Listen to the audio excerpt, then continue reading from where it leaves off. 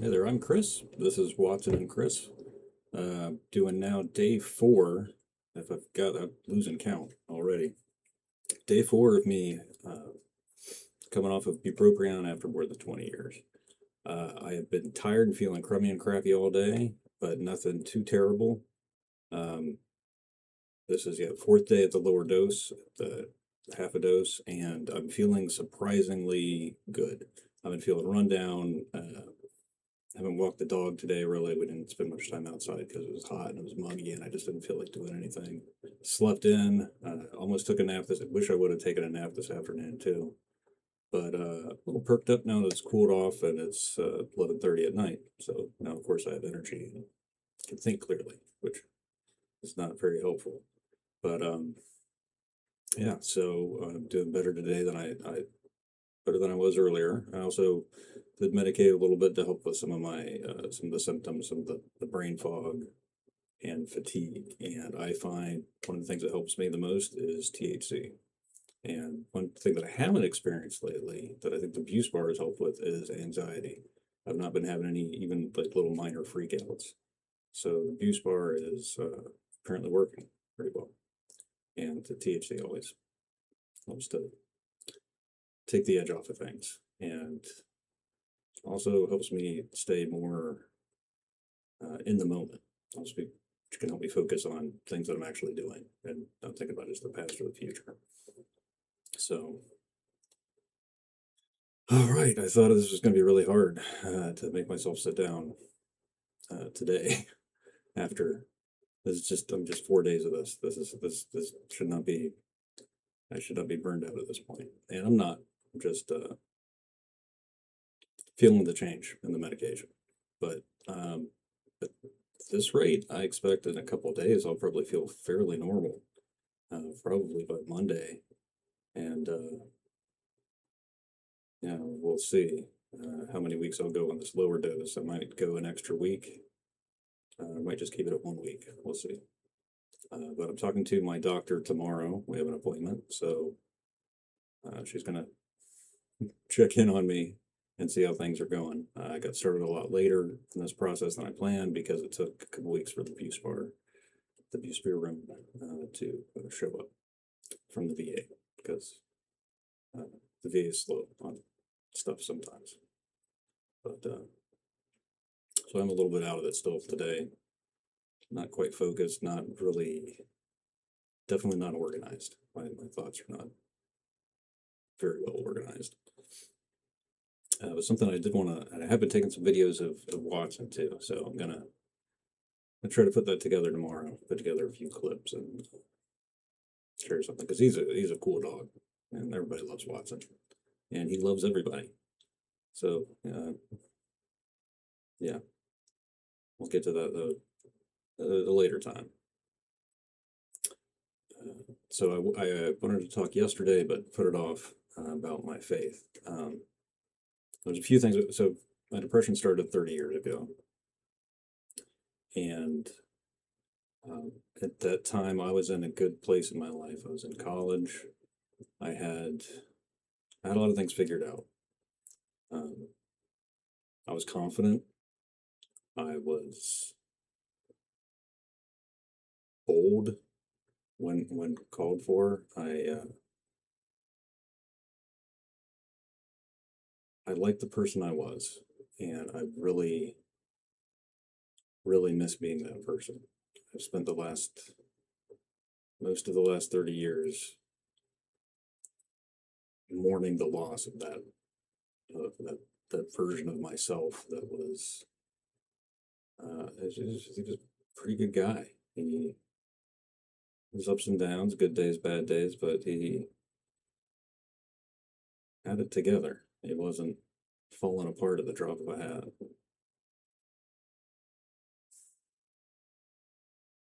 And he could think clearly. That's the other thing I miss, being able to think clearly and just doing arithmetic in my head just easily. That I can't think, my brain doesn't work the same way anymore, and it really sucks. There's a lot of reasons for that, but the depression really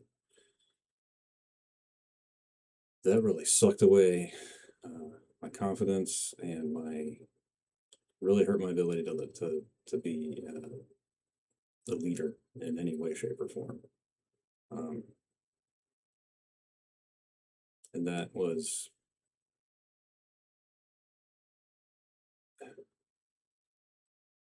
I'll go into more stuff about that at some other time. But so I was a person that I was pretty comfortable with. And a big part of that was my spiritual life. I was raised Christian, not being forced to go to church all the time. I would go with my grandparents and the vacation Bible school, at a couple different churches every summer. And in high school, I really got more involved in church and doing a lot of doing some ministry things, which was really good. It was really fulfilling, and continued doing stuff into college. And then once the depression hit, everything just became so much more difficult. And spiritually, especially, I felt, I mean, at the lowest, I felt completely cut off from God, and that's a terrible, terrible feeling. And it really gets shook my faith in a lot of ways. When you go to pray and you don't feel that anybody's listening, it's really awful. And then I was also having some occasionally slightly delusional patterns of thinking that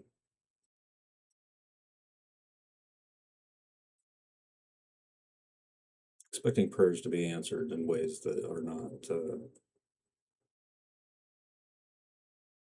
not logical, not practical, not realistic.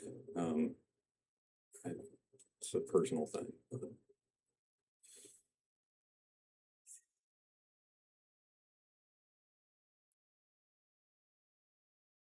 So I've mourned the person that I was being gone, and felt for a long time like I could never be that person again. Then just over the last 2 years, as my life has gotten even worse and more crazy and hectic, and different things have just fallen apart.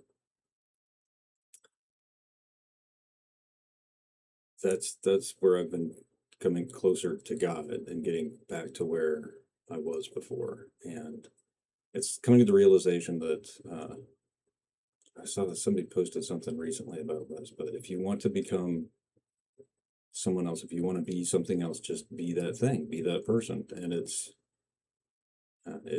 one of those things that it is that simple, which doesn't mean easy. Simple and easy are not the same thing. Walking 1,000 miles is simple. You just put one foot in front of the other, but easy is not. So it's not easy to become the person that you want to be or the person that you used to be, but you can get back to being the better version of yourself. And that's pretty cool. Once you realize you're not just deluding yourself, and you can actually behave the way that you want to behave, and you can make better choices in life. I'm not going to say it's not hard to be a better person, or not that hard, but it's like, think of it like what's the difference between being polite and pretending to be polite? To the outside world, there's no difference. So, but you would know if you're pretending or not. And I think the thing that I experienced with depression was I felt like I was pretending to be a person that I wasn't a lot of the time. To put on a good face, put on a good show. But it felt like it was a mask. It felt like it was a lie. But I've reached a point in my life now where it's like, no, that's you choose to feel, not how you feel, but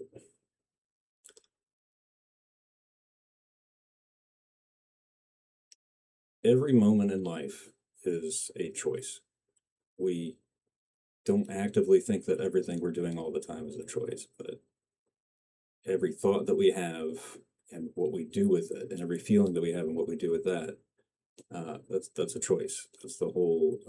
It's the basis of cognitive behavioral therapy, where you have feelings, thoughts, and actions that form this cycle of when you feel a certain way, so that makes you think a certain way, makes you act a certain way, and then that feeds into the cycle there. And you got to break the cycle of feeling fake and feeling phony, and you have to break the cycle of feeling like there is no way, like that person is gone. They're not gone. They're you. You've changed, but you can change more, and not change back to what you were before, but take the best parts of that and incorporate it into your life now, which for me is really having a strong faith in God. And let me just explain. Yeah. So people throw around the word Christian a lot, and they talk about different denominations and the Pope and Catholicism and all this stuff. I worship the God that I worship is the creator of the universe. So that's where I start from. You create a universe. If you create a universe and I'm living in it, guess what? That makes you God. If you could do that. So everything that I believe in builds off of that. God is the creator of the universe, and he's real, and all powerful and all knowing in a way that he knows everybody. Having a relationship with God is having a personal relationship with the creator of the universe, and that is wild. That's why I have faith in God, and why I call myself a Christian, because I believe that Jesus Christ died for our sins, and Christianity to me is trying to live more like Christ,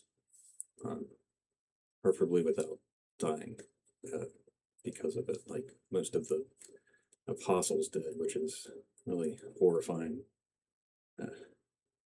But yeah, so everything before that, facing hardship for your beliefs is not something I'm comfortable with. It's not something I've had to deal with really either. But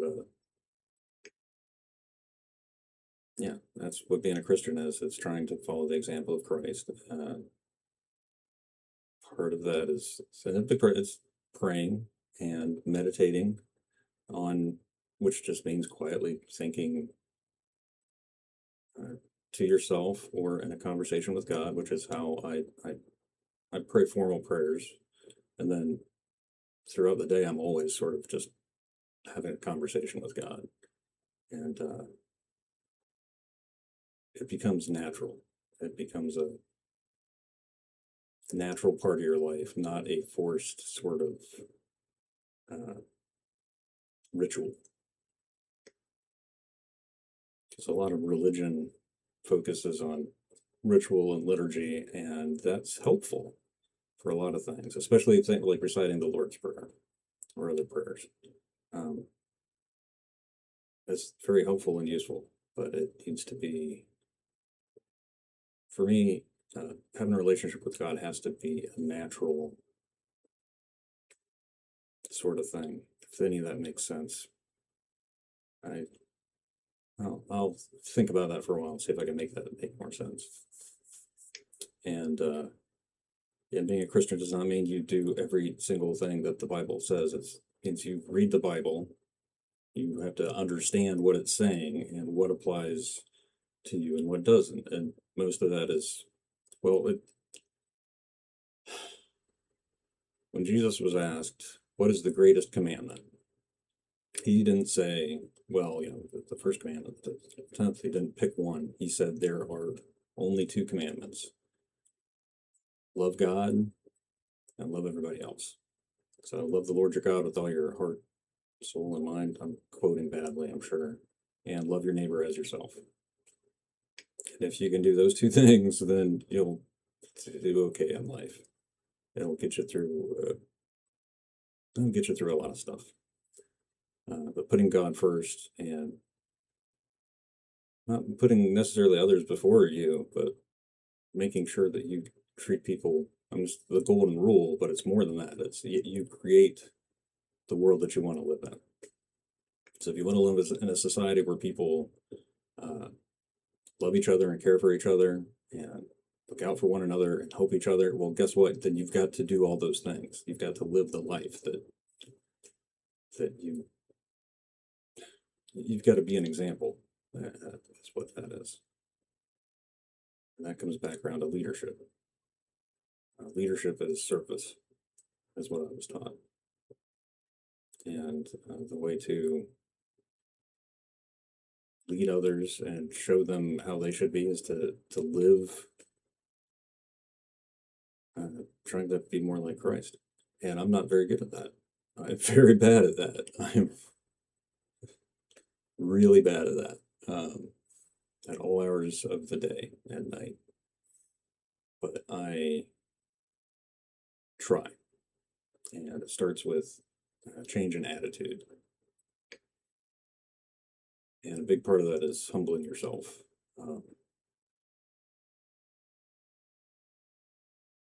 I've seen a lot of people in life who think that they're better than other people. I have myself thought that I'm better than other people. I would say by and large, I consider myself better than most people.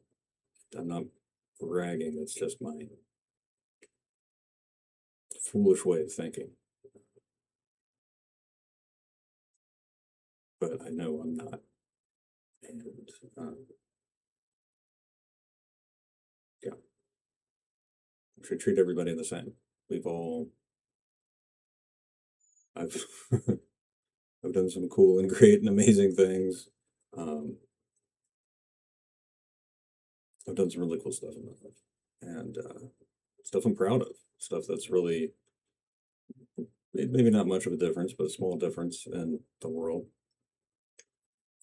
But that doesn't make me better than anybody else.